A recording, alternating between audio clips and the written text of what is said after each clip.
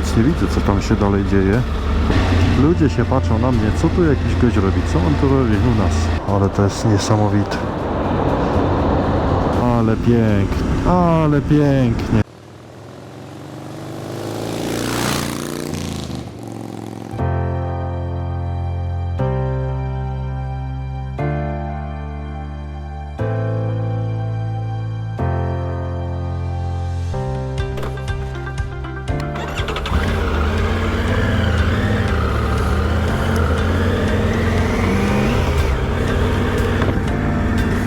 Dzień dobry w kolejnym pięknym, słonecznym dniu, piątek. Wyruszam rano, 8:30. To dopiero dziś zacznie się prawdziwa przygoda. To dzisiaj jadę w przepiękne miejsca. Tak naprawdę te pierwsze 2 dni to było przeznaczone na dojazd. I dzisiaj, mam nadzieję, zobaczymy kilka bardzo ładnych miejsc, ale najpierw muszę zaliczyć piekarnię. Przejedziemy, tędy przejedziemy. Zaliczyć piekarnię, kupić sobie świeże bułeczki. I niedaleko stąd, dosłownie 8 minut stąd, zatrzymamy się w pierwszej atrakcji, którą mam zaznaczoną na mapie. A co to będzie, to zaraz zobaczycie.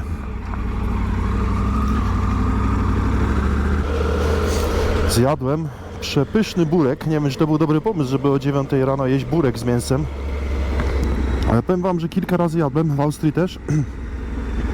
Ale tu był chyba najlepszy, jaki jadłem. Pycha. Wyjeżdżam z miasteczka Despotovac. Bo tutaj właśnie spałem u kolegi.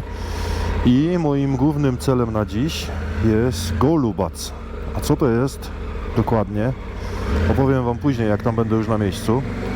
Ale tutaj niedaleko tej miejscowości jest piękna monastyra, którą chciałbym zobaczyć. I tam właśnie teraz jadę. To jest po drodze. A wczoraj po prostu byliśmy w restauracji. Zjadłem przepyszne bałkańskie jedzonko.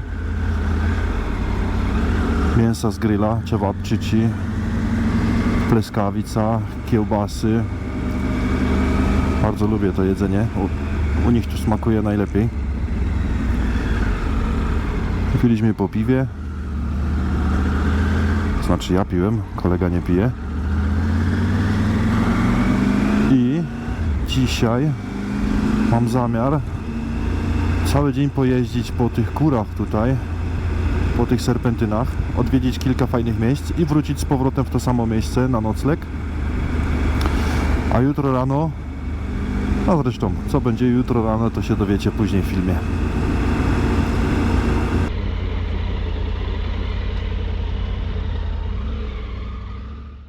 Monastyr Manasija w Despotovac to prawosławny klasztor z XV wieku założony przez despotę Stefana Lazarewicia.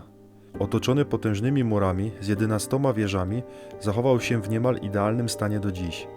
Wewnątrz znajduje się cerkiew Świętej Trójcy, słynąca z pięknych fresków, które są jednymi z najlepszych przykładów serbskiego malarstwa sakralnego. Manasija nadal funkcjonuje jako aktywny klasztor prawosławny, gdzie regularnie odbywają się nabożeństwa. Na tyłach kompleksu mieszkają mnisi, którzy opiekują się tym miejscem i prowadzą życie zgodne z tradycjami prawosławnymi. To miejsce to nie tylko zabytek, ale i ważne centrum duchowe Serbii. Jest to naprawdę przepięknie zachowane. Wygląda to imponująco. Śliczne miejsce. Jest to oczywiście miejsce religijne. Trzeba się tu zachowywać z powagą. Tutaj ludzie się modlą. Ale jeżeli chodzi o zachowanie, stan tych murów, to jest to wszystko naprawdę świetnie zachowane. Wygląda to świetnie.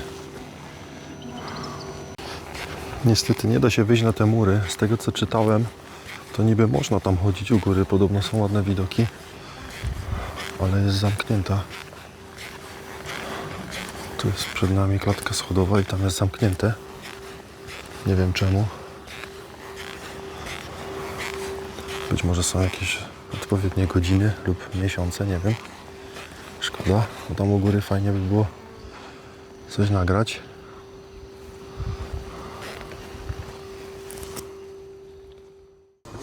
No dobrze, pozwiedzałem tak krótko, no bo w sumie nie można było wyjść na mury, więc tylko na dole mogłem zrobić kilka zdjęć. I ruszam dalej. Nareszcie zakręty, patrzcie na nawigację. To jest to, na co najbardziej czekam. Tak naprawdę to pierwszy raz w tym roku. Ja tu trzeba uważać, bo jest dużo piasku i żwirku na zakrętach. Ciasne zakręty. Może wyjechać jakiś samochód. Tym bardziej, że trzeba się wjeździć troszeczkę w ten sezon. A jak się jest gdzieś daleko poza domem, to trzeba uważać. Mam pierwszy dobry trening w tym roku na zakrętach. Bardzo fajna trasa. Zakręt na zakręcie. Bardzo dobrej jakości asfalt. Czasami trzeba uważać na niektórych zakrętach jest rzeczywiście troszeczkę żwiru. Ale ogólnie można próbować się troszkę wjeździć w ten nowy sezon. Jedziemy przez górskie, bardzo malutkie wioski. Zanim dojedziemy do Golubac, mam jeszcze jedno miejsce do zobaczenia. Zaraz zobaczycie jakie. Według nawigacji miałem tutaj skręcić w prawo.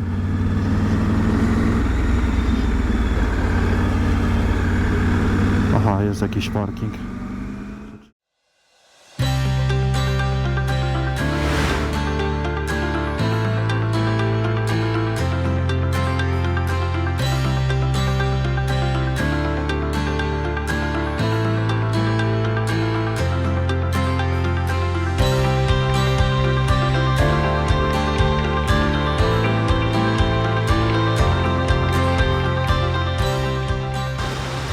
No powiem wam, że jest woda przepiękna.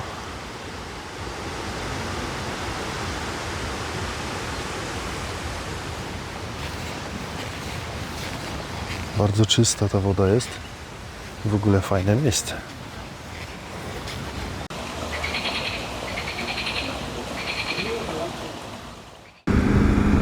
Ale tu jest bardzo fajnie. Jedziemy w takim jakby kanionie, nie wiem jak to nazwać.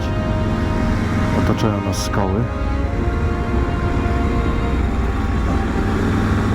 Tam płynie rzeka. Pięknie.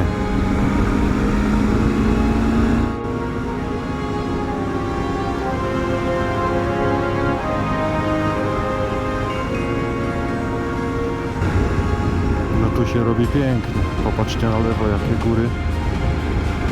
Skały. Ślicznie.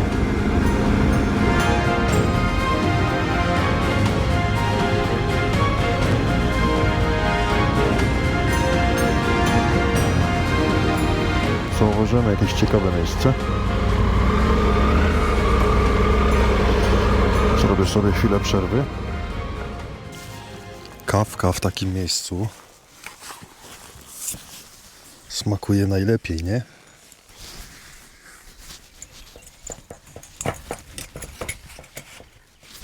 Nie kupowana w knajpie, w kawiarni, tylko w takim miejscu właśnie. Gdzieś na uboczu.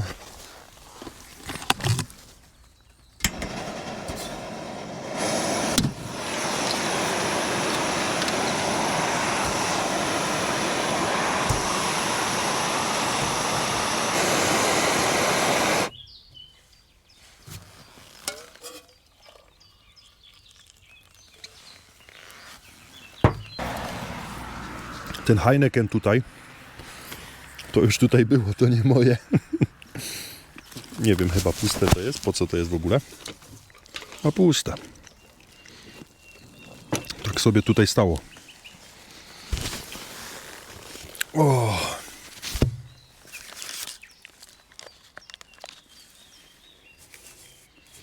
Smacznego.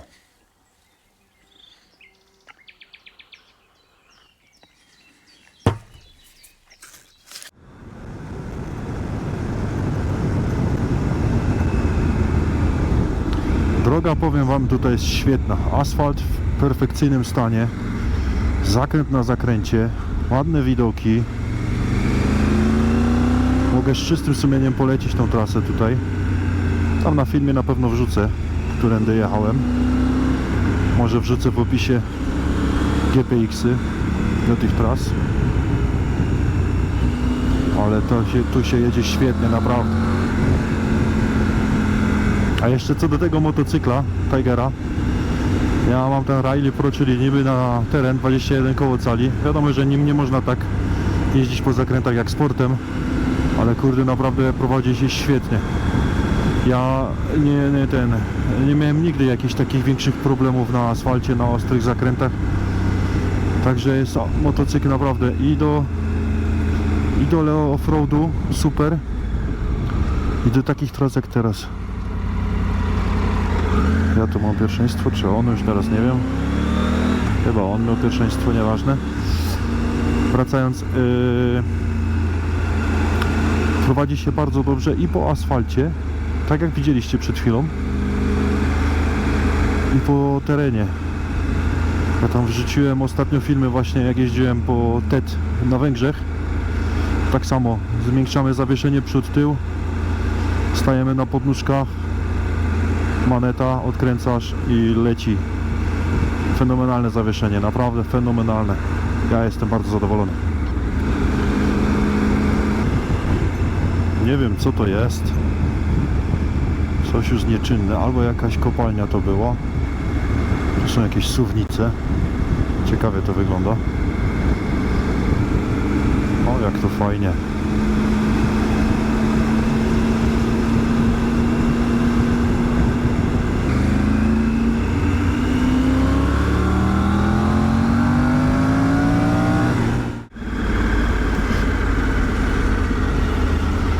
Gdzieś zajechałem w jakieś fajne miejsce. Ja nie wiem, czy to nie jest już tu. Według nawigacji mam jeszcze 9 km. Monaster Tumane, ale jest tyle ludzi,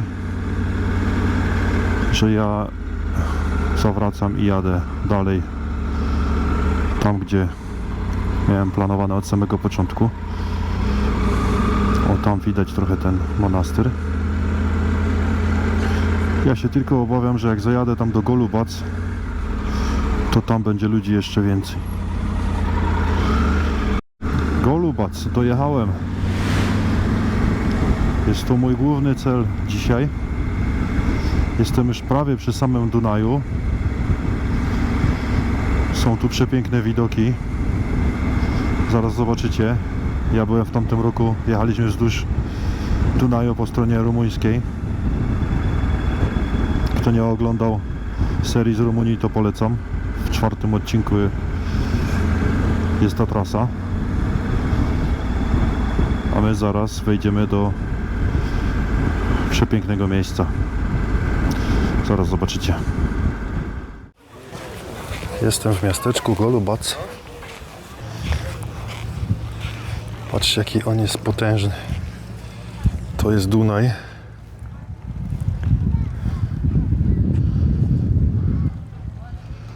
A tam po drugiej stronie jest Rumunia. A tam z przodu pewnie nie widać. Może spróbuję zrobić zbliżenie.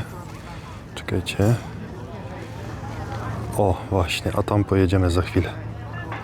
To jest twierdza Golubac.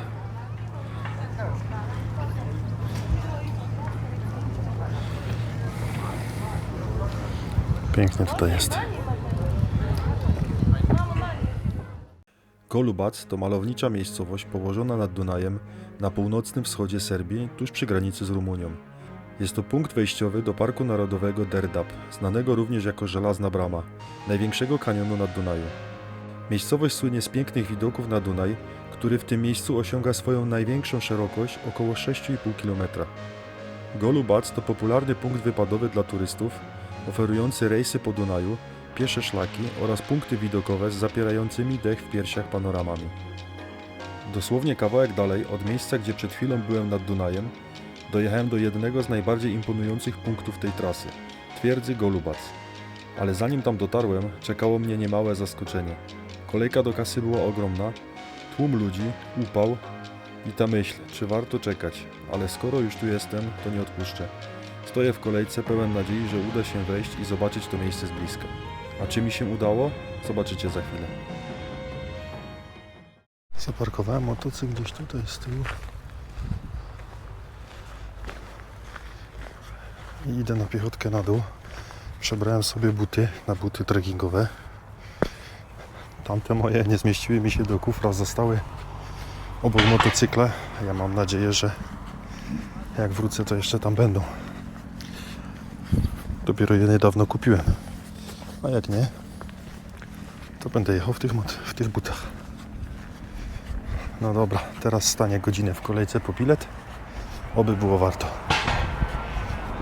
A few moments later.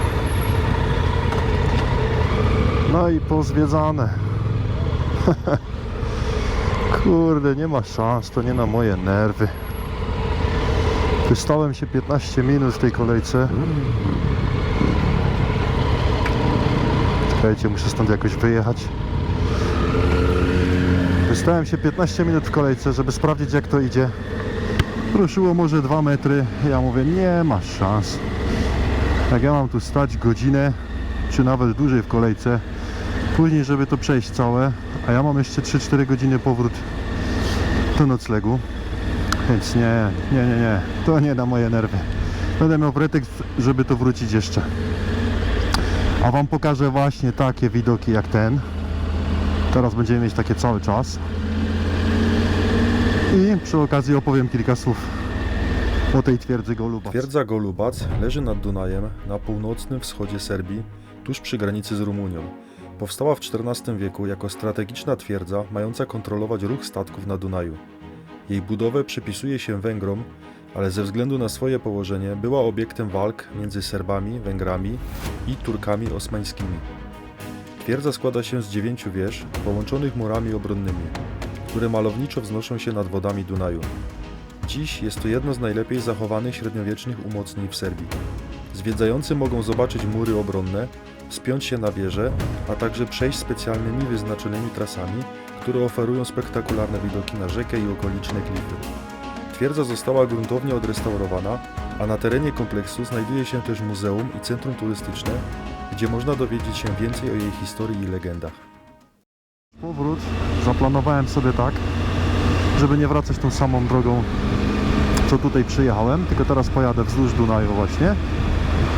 Później odbiję w prawo i pojadę przez góry z powrotem do Despotovac.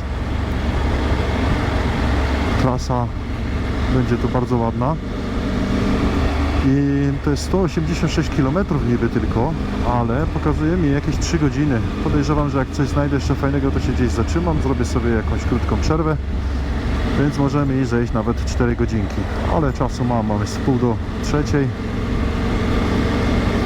więc jedziemy.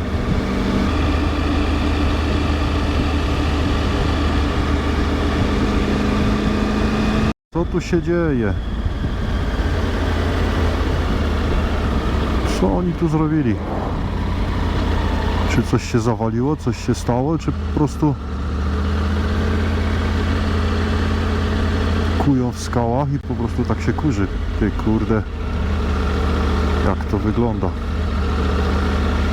Ja tam nic nie widzę, co tam się dalej dzieje. Powiem wam, że troszeczkę... Boże święty, ja nie widzę nic.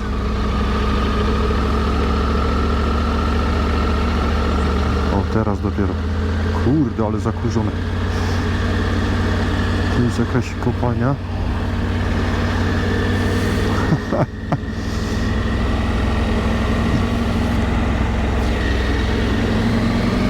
Jakie zakurzone samochody.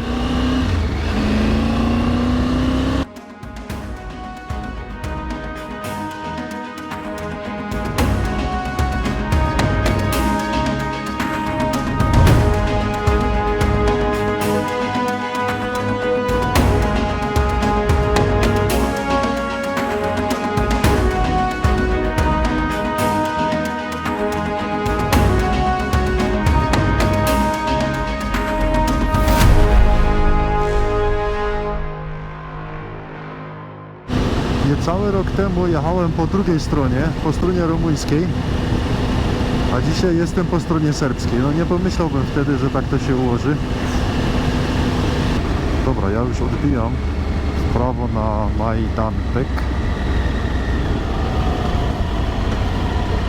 Myślę, już wzdłuż Dunaju już nie będę jechał. Ale tu są jakieś serpentyny. Patrzcie, jak ciekawie zrobione z dużych opon, żeby się ziemia nie obsywywała. Boże, jakie wielkie te opony.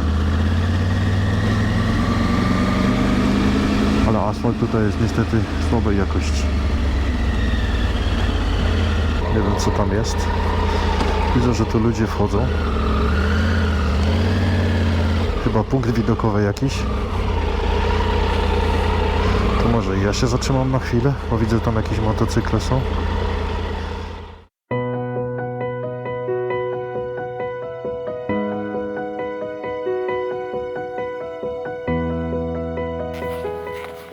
Ale fajne miejsce. Znalezione całkiem przypadkowo.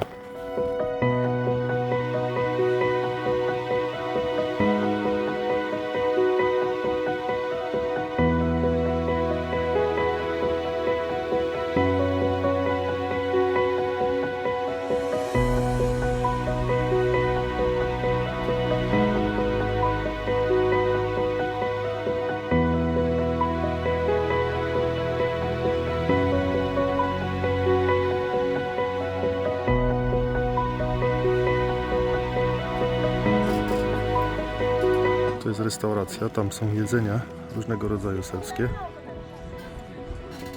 Pytałem, czy można tutaj coś zjeść, ale niestety mówią, że tutaj trzeba rezerwować sobie wcześniej, dzień wcześniej, stolik. Szkoda, ale fajne miejsce.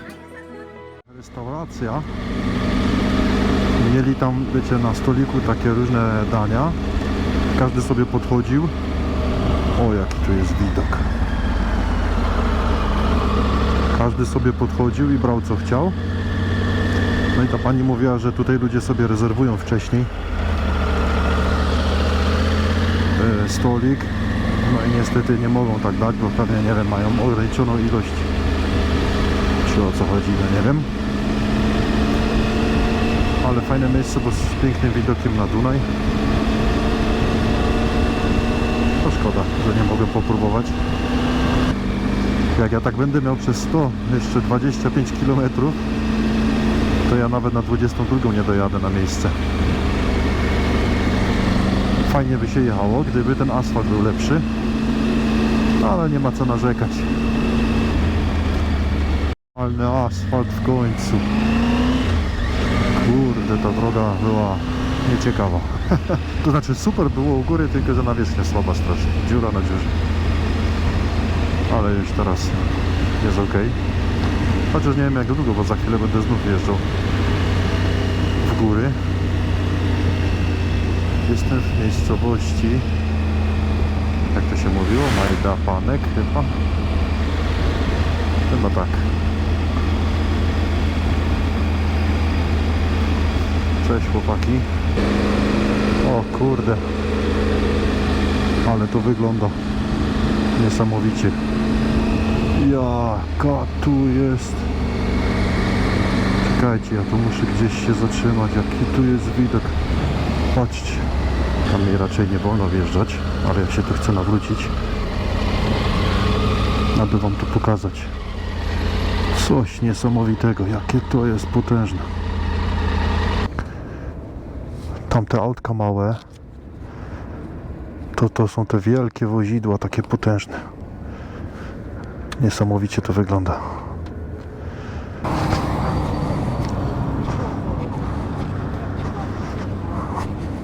Halo?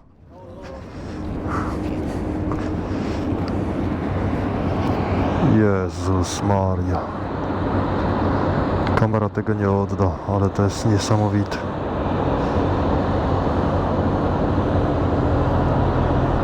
Patrzcie, tutaj jakieś wozidło.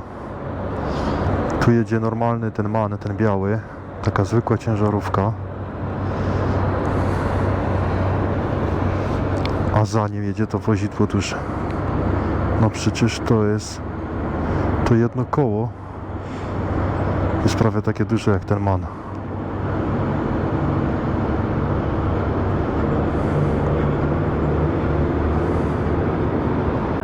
Wiecie co? Tam na tych drogach jadą te ciężarówki i to wygląda tak jak mrówki pracują. Jedna za drugą cały czas. Do góry, na dół, do góry, na dół. Niesamowicie to wygląda, niesamowicie. Sorry, że się tak podniecam, ale pierwszy raz widzę coś takiego na oczy. Jest tak blisko oczywiście.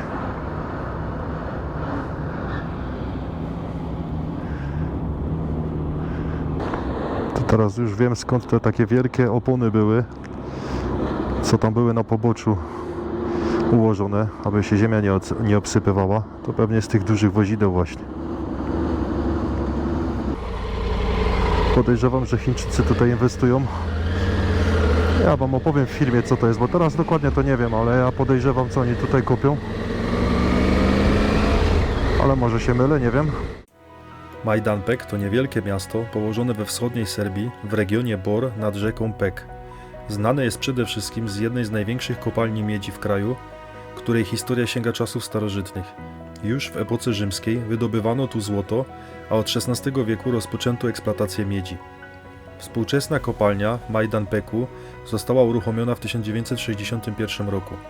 Złoża tutaj są imponujące. Szacuje się, że zawiera około 620 milionów ton rudy miedzi o zawartości 33% tego metalu. Dodatkowo kopalnia posiada znaczne zasoby złota i srebra. Obecnie kopalnia jest zarządzana przez spółkę należącą do chińskiego koncernu Xining Mining, który w 2018 roku przejął 63% udziałów w RTB Bor. Tu jest chyba cmentarz. Wiecie co, ja strasznie lubię jeździć na takich właśnie bocznych drogach jak tutaj, przez jakieś malutkie wioski, takimi całkowicie bocznymi drogami. Bo tu jest prawdziwe życie, nie miasta. Miasta są do siebie wszystkie podobne, duży ruch, korki, a na wsiach są tacy prawdziwi ludzie, znaczy w sensie, żeby mnie nikt nie zrozumiał, ja nie mam nic do miastowych, tylko wiecie o co chodzi. Takie prawdziwe życie można zobaczyć w danym państwie, w danym regionie,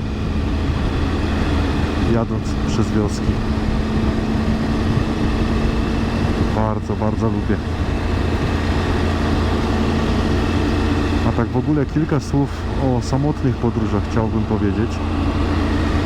Wiem, że jest bardzo dużo, no jest duża grupa motocyklistów, którzy tak lubią jeździć jak ja. Jestem tam na grupach na Facebooku też. Ja na przykład uwielbiam, bardzo lubię. Przynajmniej staram się raz w roku, przynajmniej raz sobie gdzieś samotnie pojechać, tak jak teraz. I tu duży most. Ponieważ odstresowuję się totalnie. Moja głowa odpoczywa wtedy najbardziej. Jestem sam. Tak jak właśnie teraz widzicie. Jadę sobie gdzieś przez góry. Strumyk płynie. Psychicznie odpoczywam wtedy najbardziej. Zapominam o trudach właśnie takiej codziennej prozy życia, że tak powiem, które spotyka nas wszystkich. O pracy, o stresie. Takie 2, 3 dni, 4 dni samotnie na motocyklu to jest coś wspaniałego. Ktoś, kto jeszcze nie próbował, naprawdę szczerze polecam. Nawet jeżeli nigdy nie jechaliście samotnie, nawet sobie wziąć, nie wiem, namiot na przykład i niedaleko od domu, nawet 100 km w jakieś fajne miejsce, samemu pojechać, rozłożyć namiot, przespać się, na drugi dzień wrócić. Zobaczycie, że nie pożałujecie. To jest coś wspaniałego. Ja w tamtym roku, 2 lata temu też byłem samotnie na kilkudniowe wypady. O, kozy. I mi to pomaga bardzo. Uwielbiam. Jadę sam. Wiecie, trasy sobie sam wcześniej planuję. Ale zatrzymuję się gdzie chcę, śpię gdzie chcę, jem o której, gdzie chcę, co chcę. Nie muszę się, wiecie, nikim przejmować, stresować. Coś wspaniałego. Lubię też jeździć w grupie. Nawet za 1,5 miesiąca, w połowie czerwca szykuje się nam dłuższy wyjazd na kilka motocykli. I też lubię jeździć. Zresztą my mamy fajną grupę taką, że u nas nie ma najmniejszego problemu z tym, żeby tam gdzieś komuś coś nie pasuje. Jeżeli chodzi o nocleg, czy o jedzenie, czy o cokolwiek. Także grupę mamy super. Ale na kilka dni samemu to jest coś pięknego.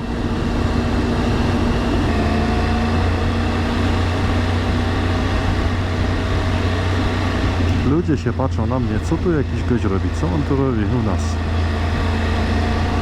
Czemu on tędy jedzie? A ja właśnie najbardziej lubię przez takie miejsca jeździć. Dla mnie im bardziej od drogi głównej, już nie mówię o autostradzie, bo już wiele razy to powtarzałem, ale autostrady nienawidzę. Jeżeli chodzi o motocykl, samochodem ok, ale motocykl. Więc im dalej od głównych dróg, tym dla mnie lepiej. Nawet jak jeżdżę tam wokół mojego domu gdzieś niedaleko na takie przejażdżki jednodniowe lub tam 2-3 godzinne, to zawsze szukam na nawigacji jakichś takich bocznych dróg, żeby znaleźć coś nowego. I ostatnio odkryłem kilka fajnych miejsc niedaleko w sumie od domu. A takimi głównymi drogami między miastami to nie lubię jeździć, no bo to samochody, ruch, dużo ludzi.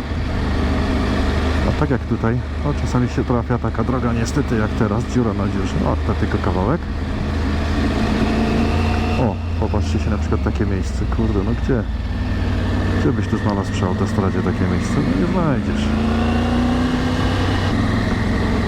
A tak w ogóle to dajcie znać w komentarzach, jak wam się podoba takie nagrywanie.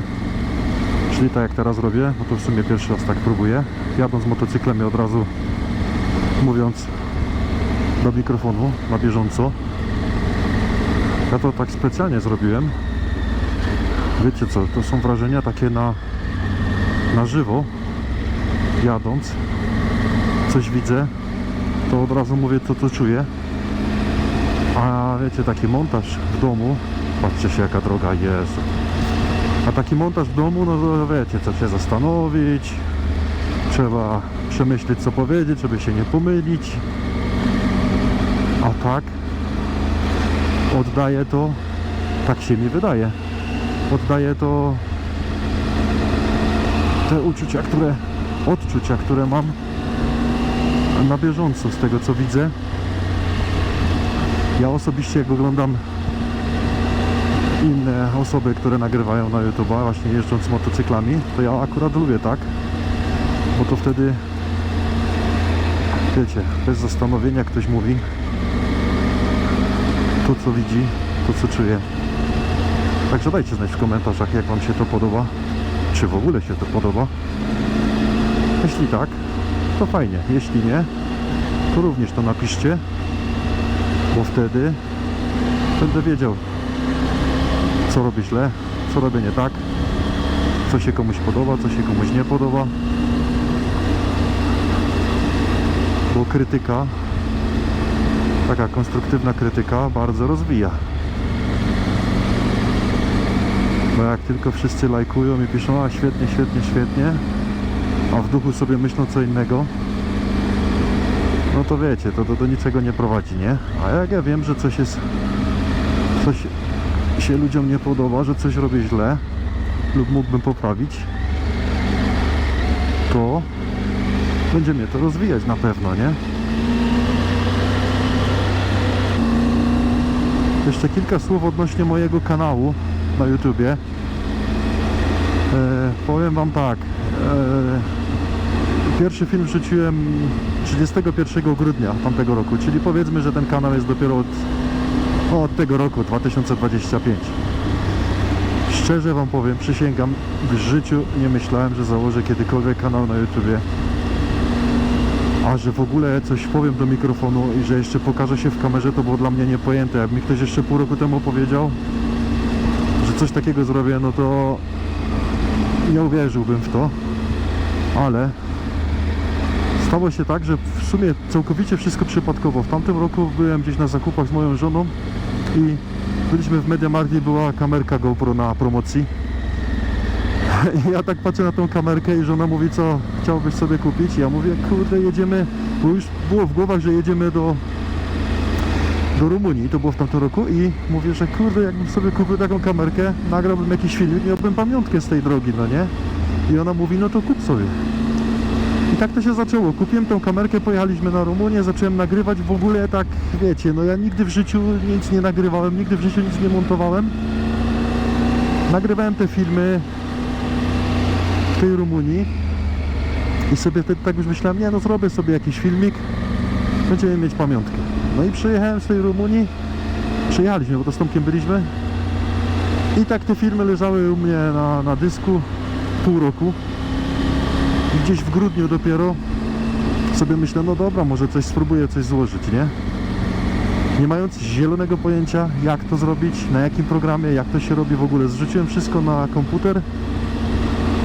No i zacząłem od razu, wiadomo, YouTube, jak się montuje filmy i tak z YouTube'a się uczyłem dopiero na programie.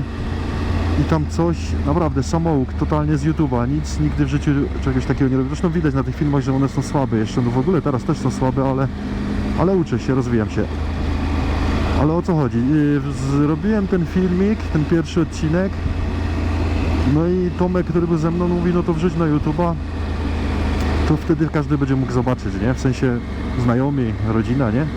Sobie myślę, okej, no kto to oglądnie? Pewnie oglądnę ja, moja żona, nie wiem, moja najbliższa rodzina, kilku znajomych. I jak przysięgam, tak myślałem, że tak to się stanie, nie? Chociaż obawiałem się, zastanawiałem się bardzo długo, czy to zrobić, bo sobie myślę, no różnie ludzie mogą zareagować. Wiem o tym, że ten film nie jest zmontowany zbyt dobrze, no bo przecież oglądam innych twórców, no to wiem jak ci, co już umią, czyli co mają doświadczenie, jak oni montują te filmy. W każdym bądź razie wrzuciłem ten film i wysłałem go u siebie na Facebooku, na prywatnym. No i tam zaczęło, tam przez pierwszy chyba dzień, dwa, no tam kilka wyświetleń było, no czy kilka, no nie wiem, 100, 200 wyświetleń, co już było dla mnie szokiem.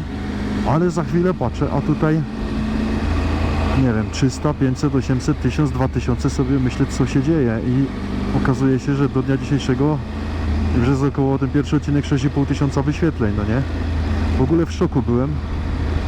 Później wrzuciłem drugi i trzeci odcinek, w sumie 4 wrzuciłem odcinki. I nie wiem, no w pierwsze 4 miesiące mam 200 subskrybentów, dla mnie to jest kosmos w ogóle, bo tak jak mówię, no to było w ogóle nieplanowane. Ale daje mi to taką satysfakcję i taką frajdę, że nie spodziewałem się, że tak to się potoczy. No i nagrywam dalej, zobaczymy. Jest to dla mnie, wiecie, takie hobby dodatkowe. Fajnie jest sobie, wiecie, później oglądać taki filmik, gdzie byłem, przypomnieć sobie, gdzie byłem. Głównie to po to ten pierwszy film wrzuciłem właśnie, po to, żeby mieć pamiątkę. A taką pamiątkę mieć dla siebie tylko na swoim komputerze, no fajnie, ale nikt tego nie może oglądać. A YouTube daje tą możliwość, że znajomi, rodzina może sobie w każdej chwili włączyć i oglądać. Tak samo ja mogę usunąć te filmy z dysku i będę mógł sobie kiedyś jeszcze raz oglądać. Także kończąc już, bo za dużo trochę gadam. Jeśli komuś się to podoba, wiecie o tym, że ja nie lubię się tam, nie mówię w filmach na samym początku, że dajcie suba, dajcie lajka, bo dla mnie to jest takie trochę, ja to robię, bo mi się to podoba, bo to lubię. Ale teraz myślę, że jeśli komuś się to podoba, chociaż trochę, to może dać właśnie suba, zasubskrybować kanał, dać lajka, jakiś komentarz. Tylko i wyłącznie z tego względu, że mi to sprawia satysfakcję. Ale nie chcę żebrać, tak jak mówiłem, no nie chcę, jeżeli komuś się to nie podoba, no to mi nie chcę tutaj żebrać, żeby mi ktoś robił tylko przyjemność, to tylko dlatego kliknie na ten kciuk do góry, czy kciuk na dół. Także dziękuję Wam bardzo w ogóle, że te osoby, które już subskrybują, te osoby, które to oglądają. Jestem bardzo, bardzo mile zaskoczony. I zobaczymy, jak to się potoczy dalej. I oglądajcie dalej. Jeszcze jutro. Nie zdradzę, gdzie jadę, ale wszystko zobaczycie w kolejnych filmach. informacja dla tych osób, które subskrybują mój kanał lub nie subskrybują, ale są jako no, pierwszy raz na tym kanale i oglądają na przykład pierwszy film ten. To zapraszam w ogóle na mój kanał na YouTube. Tam mam posegregowane wszystko w katalogach, filmy, więc można znaleźć sobie to, co kogo interesuje. Oraz zapraszam na Instagrama. Też w sumie świeży, dopiero niedawno założyłem, też się go dopiero uczę, ale będę chciał tam wrzucać właśnie na bieżąco filmy, gdzie jestem, bo filmy na YouTube'a wiadomo wchodzą dopiero dużo później po montażu, także zapraszam. Patrzcie, co zrobiłem. Spadło mi uchwyt do kamerki i pękło to mocowanie. Kurde, muszę coś zrobić, jak zajadę, albo je to skleić. Nie będę miał jak zamontować na kasku teraz. Znaczy mogę zamontować ewentualnie na górze. Oj da. Kurde no. Ściągałem kamerkę, żeby wymienić baterię i spadło mi na ziemię uchwyt, który ten mocujący kamerę na kasku tutaj na szczęce i pękł mi to mocowanie mi pękło. I teraz nie wiem, no tak jak teraz nagrywam, teraz mam na kasku na górze.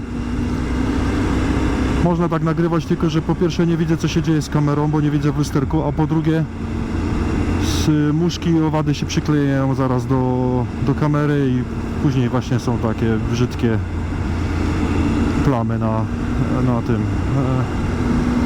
wideo. Oj, no szkoda. Zajadę do domu, będę próbował coś z tym zrobić.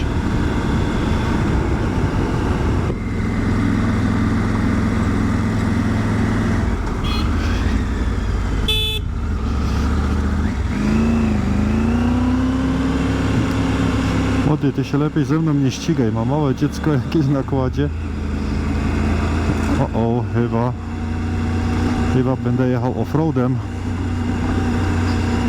Tego się nie spodziewałem. Kurde, młody jedzie za mną bez kasku, z jakimś małym dzieckiem.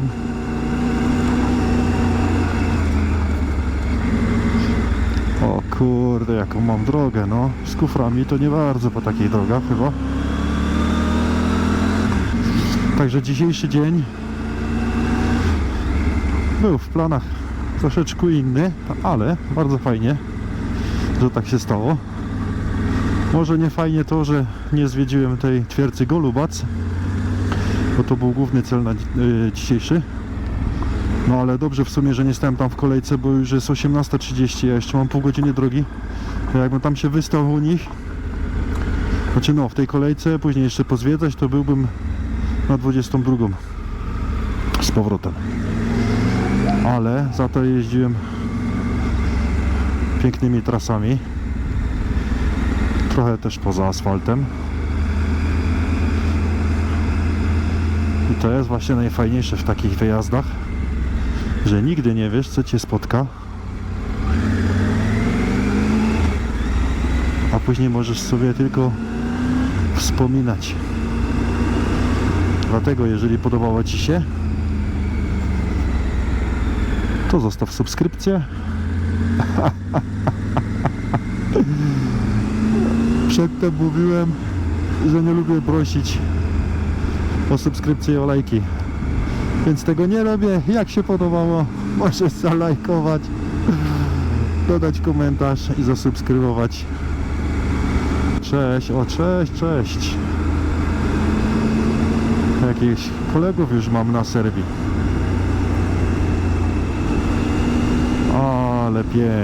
Ale pięknie. Na sam koniec dnia, zachód słońca. Coś pięknego. Tak trzeba żyć.